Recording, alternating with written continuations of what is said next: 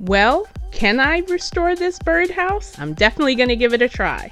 Wait till the end to see. So hello, my creative creatures. This project began almost 9 years ago on April 16th, 2015, when my beautiful, brilliant, bird-loving daughter gave me this lovely Audubon-built birdhouse. Say that 10 times quick. If you're looking for rustic realness in a bird abode, look no further than Florida's hottest yard ornament. Tweet! The Audubon has gone all out. This birdhouse has it all. I'm talking door guards, 2-page written instructions, made in the USA stickers, hinge front for easy cleaning, copper roof, and drape matchers. What's that? That's that thing where the copper screws match the copper roof. Yay, Stefan! Back to the craft. I love the birdhouse so much that I took pictures of everything, probably to post on social media, but partially so that I can decipher how it was made and DIY my own in the future.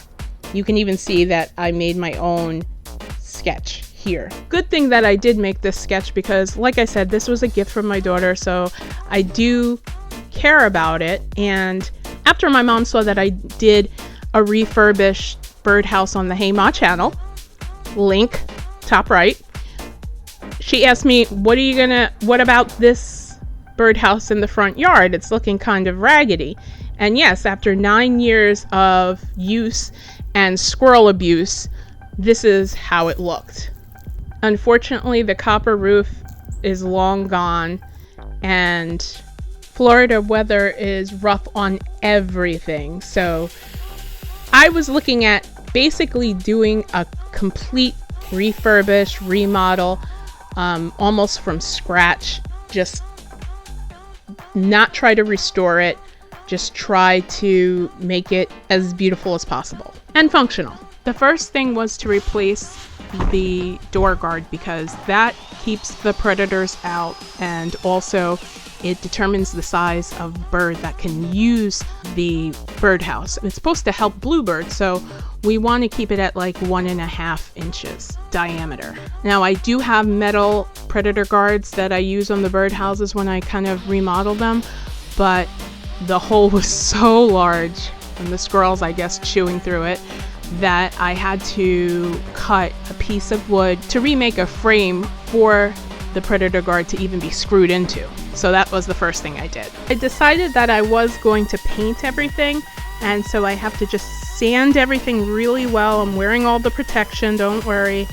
I don't want like wood chips in my lungs, and I don't want whatever birds and squirrels and other predators have in them in my lungs either. So the first thing I'm doing is sanding everything really well so that it's a smooth surface for the paint to go on.